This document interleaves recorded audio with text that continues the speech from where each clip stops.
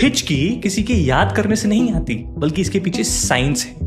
देखिए, हमारे चेस्ट और एब्डोमेन के बीच एक डोम शेप्ड मसल होती है, इसे डायाफ्राम कहते हैं, और ये मसल हमारी ब्रीदिंग को कंट्रोल करती है। अब कुछ रीजंस की वजह से इस डायाफ्राम मसल में इरिटेशन हो जाती है, जैसे जल्दी जल्दी खाना, ओवर ईटिंग, स्पाइसी खाना, टेम्परेचर चेंज या कार्बोरेटेड ड्रिंक्स पीना।